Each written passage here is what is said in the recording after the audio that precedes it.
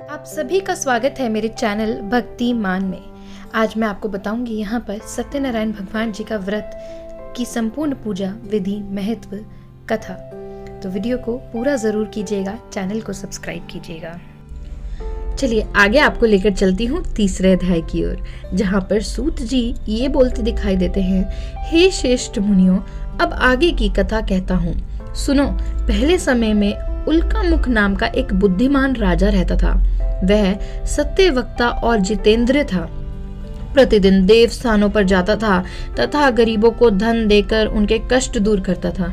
उसकी पत्नी कमल के समान मुख वाली और सती साध्वी थी। पुत्र प्राप्ति के लिए भद्रशिला नदी के तट पर उन दोनों ने श्री सत्यनारायण भगवान का व्रत किया। उस समय में वहां एक साधु नामक वैश्य आया। उसने उसके पास व्यापार के लिए बहुत सा धन था। वह नाव के किनारे पर ठहरा और राजा के पास गया और राजा को व्रत करते हुए देखकर विनय के साथ पूछने लगा, हे राजन, भक्ति युक्त चित्त से ये आप क्या कर रहे हैं? मेरी सुनने की इच्छा है, सो आप यह मुझे बतलाइए।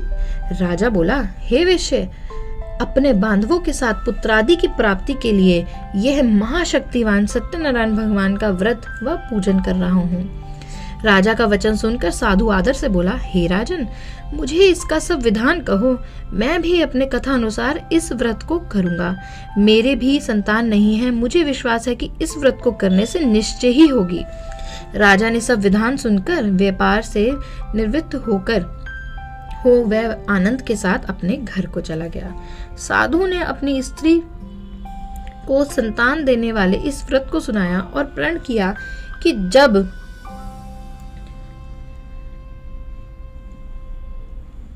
जब मेरे संतान होगी तब मैं इस व्रत को करूंगा। साधु ने ऐसे वचन अपनी स्त्री लीलावती से कहे। एक दिन उसकी स्त्री लीलावती पति के साथ आनंदित हो संसारिक धर्म में प्रवृत्त होकर सत्यनारायण भगवान की कृपा से गर्भवती हो गई तथा 10वें महीने में एक बहुत ही सुंदर कन्या का जन्म हुआ। दिनों दिन वो बढ़ने लगी जैसे शुक्ल पक्ष का चंद्रमा बढ़ता है। कन्या का नाम कलावती रखा गया। तब लीलावती ने मीठे शब्दों से अपने पति से कहा कि सुनिए, जो आपने संकल्प किया था कि भगवान का व्रत करूंगा, अब आप उसे कर लीजिए।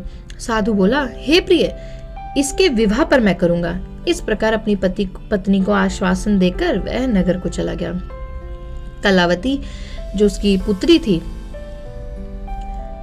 पितृगृह में वृद्धि को प्राप्त हो गई।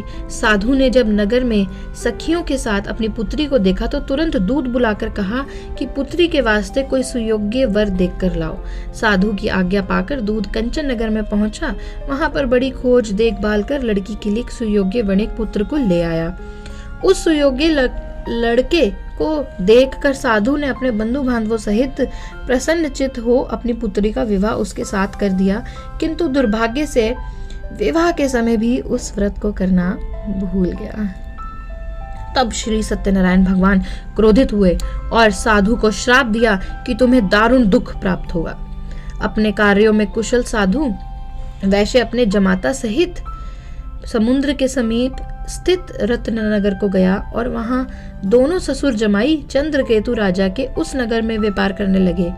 एक दिन भगवान सत्यनारायण की माया से प्रेरित कोई चोर राजा का धन चुराकर भाग रहा था, किंतु राजा के दूतों को आता देख चोर ने घबराकर भागते हुए राजा का जो भी धन था वो वहीं चुपचाप रख दिया जहां वह ससुर और जमाई ठहरे थे।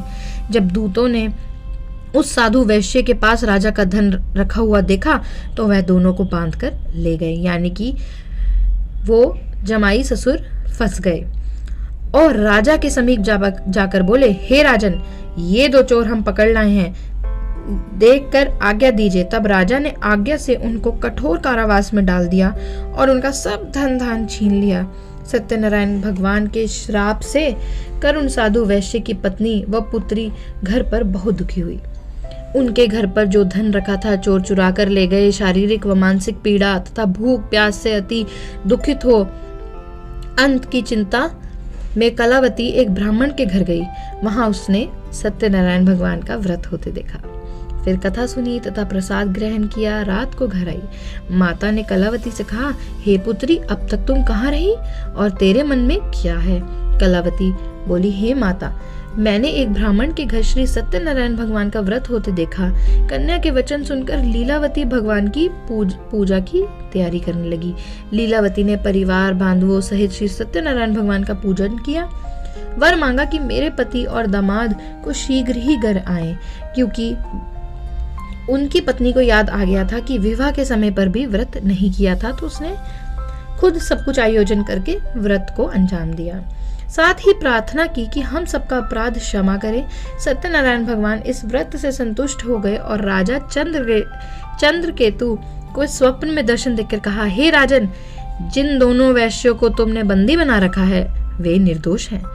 उन्हें प्रातः ही छोड़ दो और उनका सब धन जो तुमने ग्रहण किया है लौटा दो, नहीं तो मैं तेरा धन, राज्य, पुत्रादि सब नष्ट कर दूंगा। तो स्वप्न में आके चमत्कार दिखा दिया सत्यनारायण भगवान ने। राजा से ऐसे वचन कहकर भगवान अंत ध्यान हो गए। प्रातः काल राजा चंद्रकेतु ने सभा में अपने स्वप्न सुनाया। फिर दोनों वणिक पुत्रों को कैद से मुक्त कर सभा में बुलाया।